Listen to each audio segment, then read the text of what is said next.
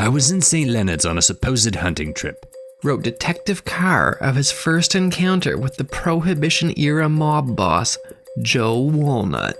The real purpose of my visit was to check up on the strangest story of bootlegging and smuggling I had ever heard. You're listening to Backyard History, the hidden stories that happened in your own backyard, the podcast version of the weekly history column running in newspapers across the Maritimes, with your host and author, Andrew McLean.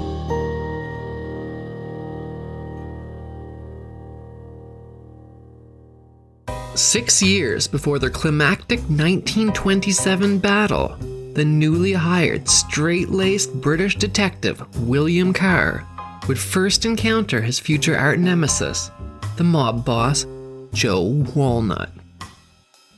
Joe Walnut's Madawaska mob was then just another mid-sized regional Maritimes gang involved in smuggling illegal liquor from European ships into the United States. However, they were about to make a move that would catapult them into the big leagues.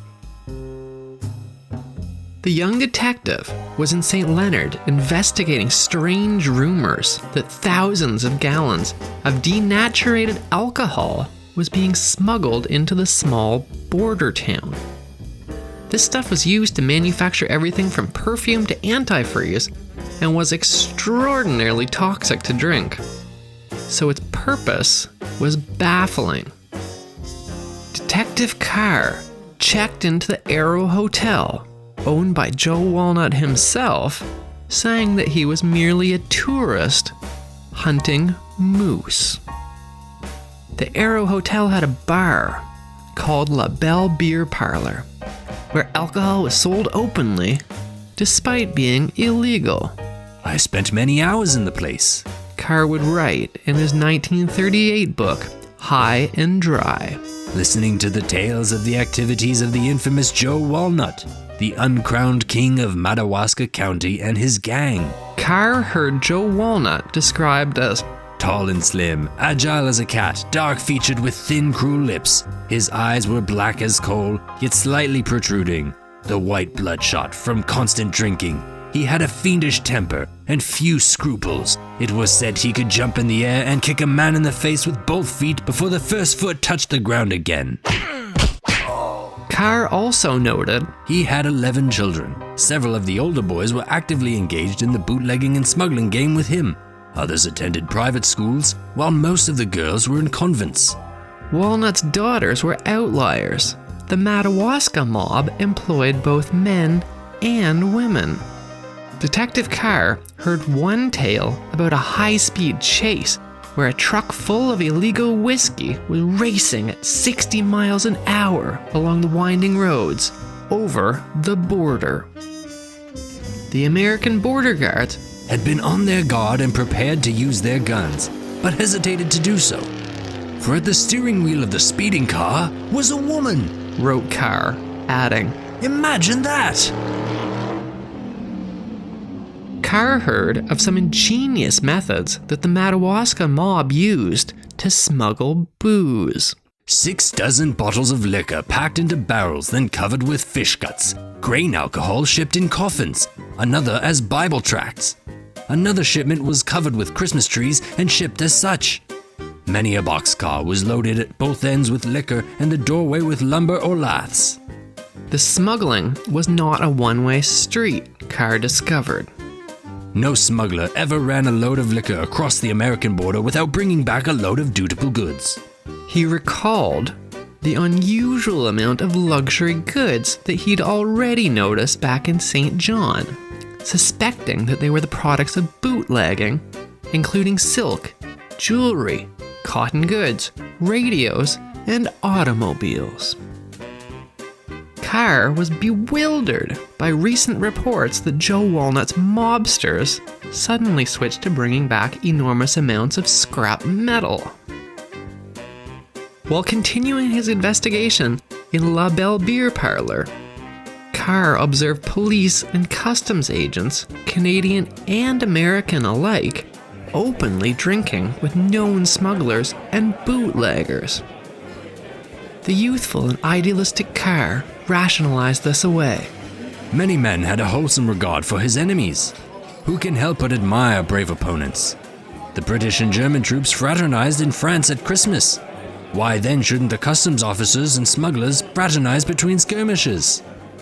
He did, however, begin to grow suspicious after visiting some custom officers' houses.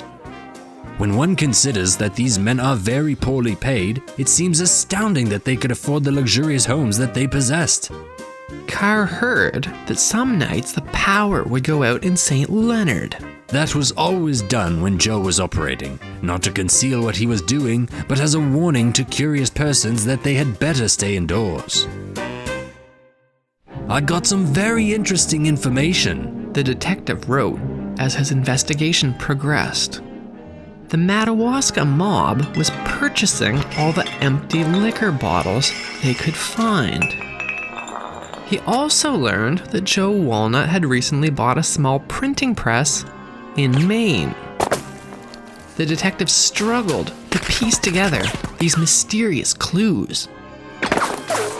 Perhaps as a warning, patrons at La Belle Beer Parlor told him of another detective who had investigated Joe Walnut.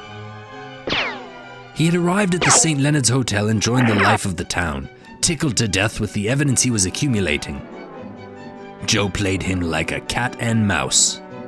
He arranged a party and invited the would-be Sherlock Holmes along. The party grew wilder and wilder, and when the climax was reached, Joe told the little detective that he had known who he was the whole time.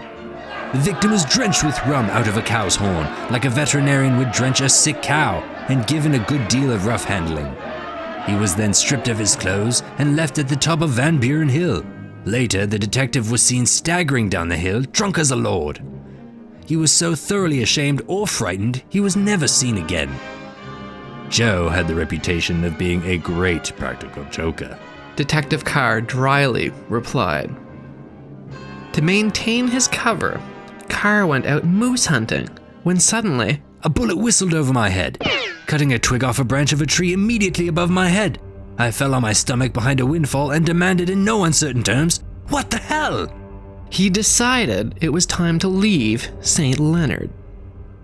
Only after he'd left did he piece together Joe Walnut's plan. The Madawaska mob was using the scrap metal to build a secret network of stills all over the North Shore to redistill the toxic industrial alcohol to take out the poison. They'd then package it in the used liquor bottles they bought, labeling them with popular high-end brand names that they printed from their new printing press in Maine.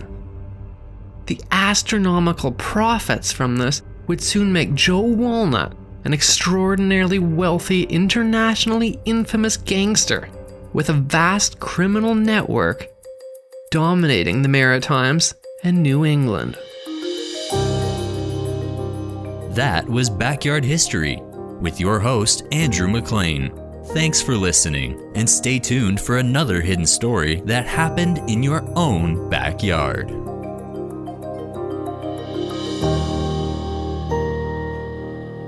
Produced by Jordan Lozier.